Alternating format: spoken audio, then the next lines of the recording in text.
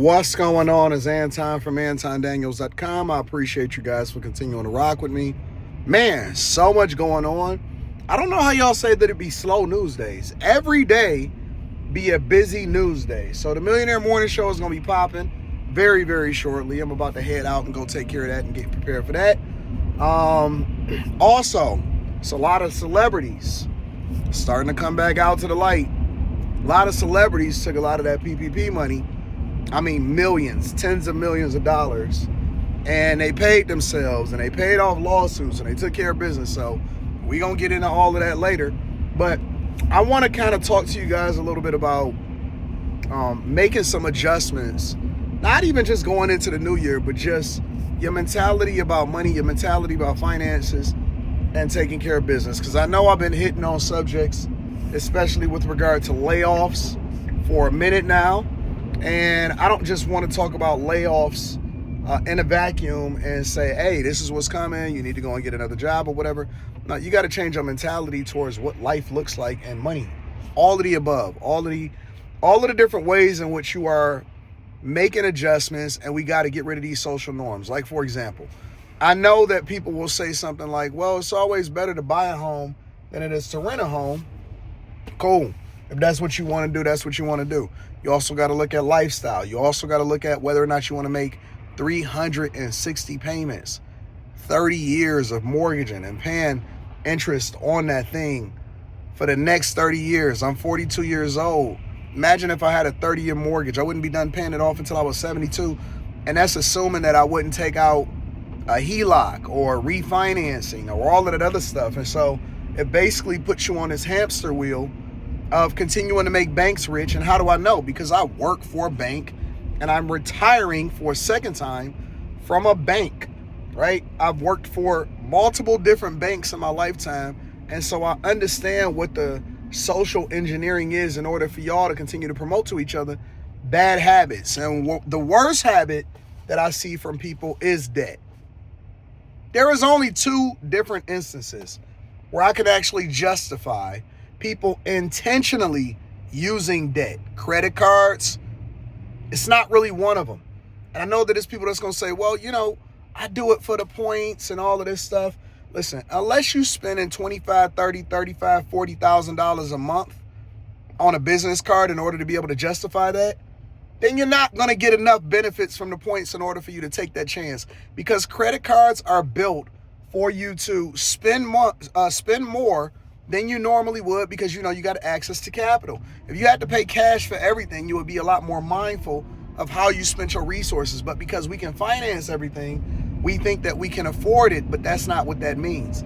And also, credit cards, again, if you are spending that type of money, then you are spending it from a business perspective, and that's a whole nother conversation. But regular, everyday people, in no way, shape, or form can you sit here and tell me that it makes sense in order for you to justify spending credit card money, because most people at some point have to pay interest on those credit cards, and then it becomes a moot point. Then you giving money over to the banks. It's like giving free money.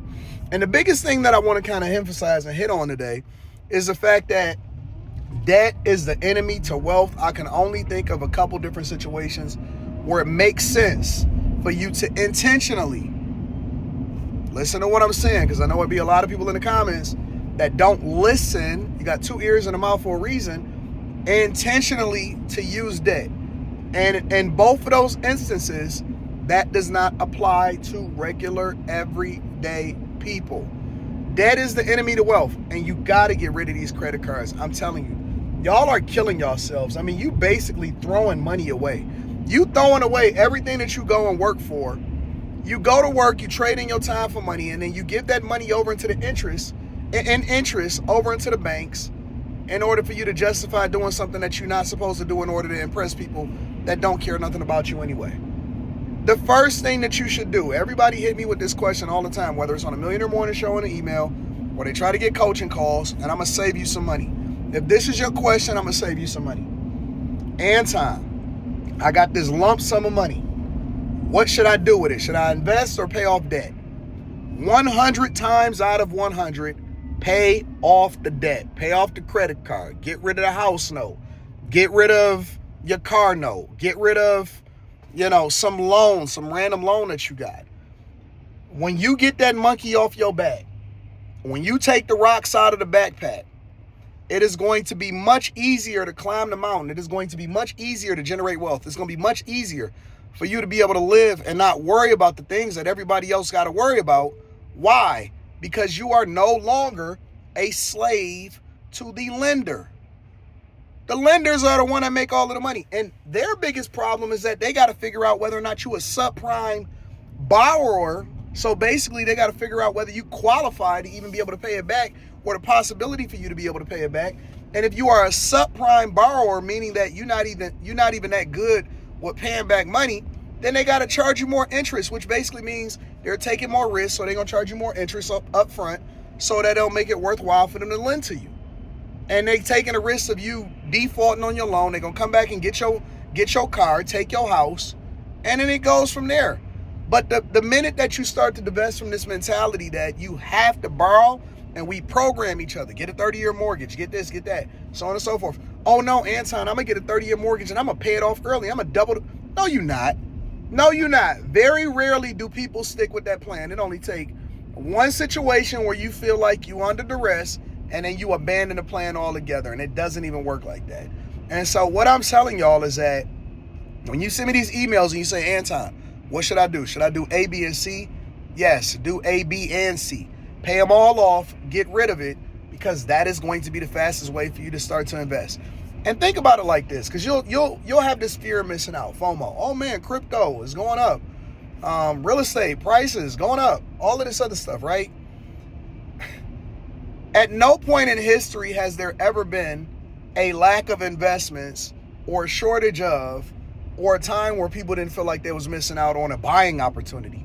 But you know what you paying in interest and giving over to the banks when you don't pay off the debt. Holding on to debt is so stupid. The only two situations right off the top of my head where I can literally justify somebody taking out debt is if you are super rich, which you'll then say, well, if you're rich, you just pay cash. No, that's not how it works. So usually being rich means net worth, meaning that they are not that liquid as far as just having the cash on hand, because they want their money working for them. Also, a lot of people get paid in equity, meaning in ownership.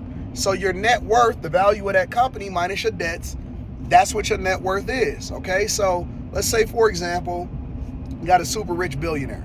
You say, I don't understand why they borrow money in order to buy a home. Well, that's because if they sell their equity into the company, they got to pay taxes on that money, which means that it's going to cost them double to buy the home. If you got a $10 million home, for example, and you have to sell equity or your position in the company in order to liquidate so you can get the cash to pay for it, well, what happens? You basically got to sell $20 million worth of stock to buy a $10 million home, because you got to pay the taxes on that. Well, of course, you got capital gains and all that other stuff, but the whole premise of it is, if I got to get rid of the money, not only is that money not making money anymore, but also I got to give money over to Uncle Sam. Well, what they usually do is they go and they borrow against that, which that is tax-free, and then they purchase their home with that at a very, very, very small interest rate, because the bank can guarantee the loan against whatever their equity position is.